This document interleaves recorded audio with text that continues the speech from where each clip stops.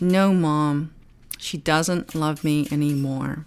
She wants the divorce. She wants a divorce because you know that she doesn't want to be married. No, that's not true. If you want to be married, she would work things out. Well, I don't want to be married to her anymore. All right? Ted clenched his fists. And what will you do when you don't love this one anymore? Will you get rid of her like bad fish and find someone else? Why do people in America care so much about sex? Love isn't sex. Ted had never heard his mother ever say the word sex. She had to say the word in English. He put his arms behind his back, the way he did before making a presentation. He towered over Mrs. Kim, who was not even 5 feet tall. Ted thought to say something, then refrained. He would let her say these things to him because he could not explain what had happened with Delia. What he felt for her was like stronger than anything he had ever felt for another person. Delia was home to him. Ella, his wife, was a house in the hill he had dreamed of buying, but he could never relax in her presence. Also, he'd come to see her niceness and mildness as unattractive. She seemed to have no needs or desires of her own. At a fly garden party, the spring of a senior year, a psychology major had said to him, "The wife you choose will be your personal and social mirror. She is how you see yourself." And he had held on to that through the years. When he met Ella, he felt he had to marry her because she was exactly the image he wanted reflected. She was well-educated, well-bred, and unimpeachably beautiful. But meeting Delia had changed what he wanted from a wife. Delia was a more accurate reflection, he realized. Ted loved her more honestly.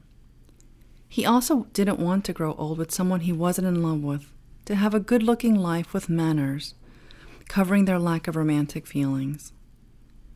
This was what Ted had reasoned out in the time after he had left his wife. And last, he could afford the divorce. Excluding stock options, his last bonus was close to $3 million. His new job had guaranteed contract with far better terms and a bigger upside if there were more deals. There seemed to be no limit on how much he could earn.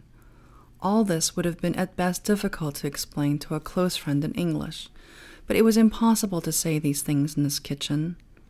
Here, happiness, romance, and love were frivolous and worth sacrificing.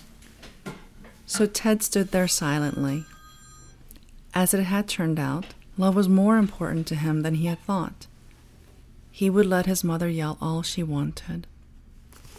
Thank you. Thank you, Min Jin. Once again, this book is Free Food for Millionaires, published by Grand Central Publishing, part of the Hachette Book Group USA, now available in paperback in bookstores everywhere. Min Jin, thank you so much for joining us on this podcast and talking to us. And if you would like to catch Min Jin Lee on her Whirlwind USA tour, check her out at www.minjinlee.com, April 15th. International Immigrants Foundation, Immigrant Heritage Week 2008, April 16th, New Canaan Library, Connecticut. I think there are too many to read. This goes on and on and on and on. So plenty of opportunities to meet Min Jin in person. And Albert and William, I thank you, and thank you for being so hot. We try. We do our best. All right. Now, so that's the end of our official interview.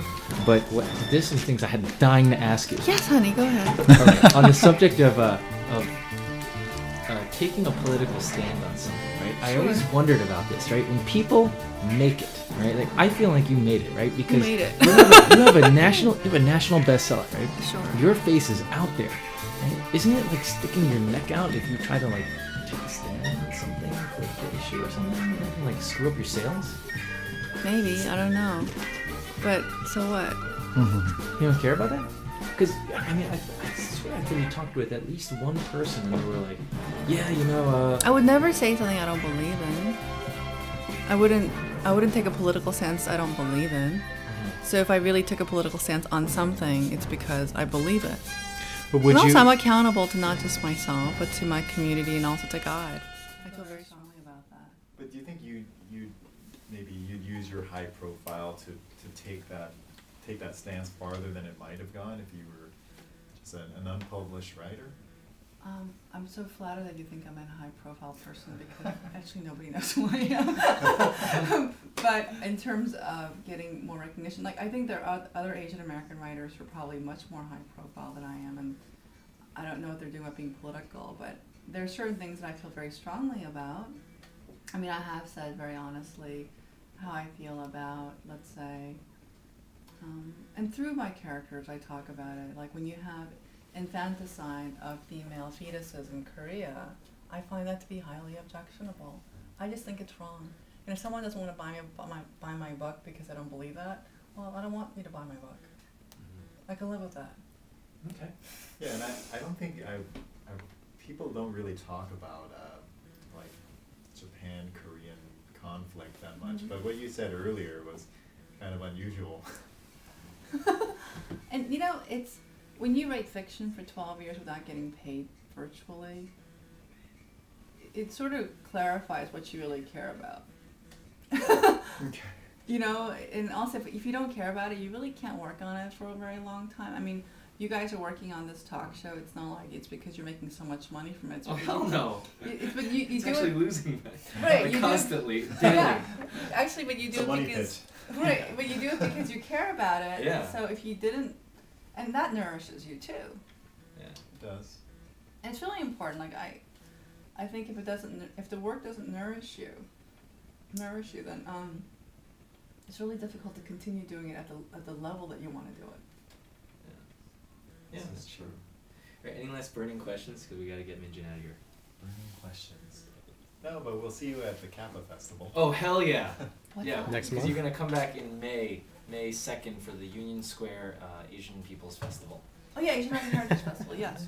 Yeah. So That's we'll at see the you there. at the park. Yes, bring an umbrella. Do you guys have a booth? We don't, but we know you do, so Okay. we'll come and visit you. Bring Please. bring an umbrella. I'm gonna be like going. I don't even know what I'll be doing there. I think I'm sitting behind a booth. You're signing. I'm signing, but I don't know. I You mean, saw it in your schedule. right.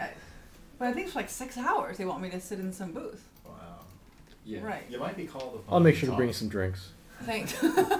Right. snacks, Yeah. dumplings. Yeah, we'll do something. I don't know, but you guys will be there. Yeah, we'll drop by and say hi. Please say hello. Cool. All right. This is the Fallout Central podcast. Check us out every week at www.falloutcentral.com or in the iTunes Music Store by typing in keyword Fallout Central. This is Try Wait by Jay Legaspi on the compilation CD Compilation. See you next week. Nice. Great. Thank you. And we're done. Thank you.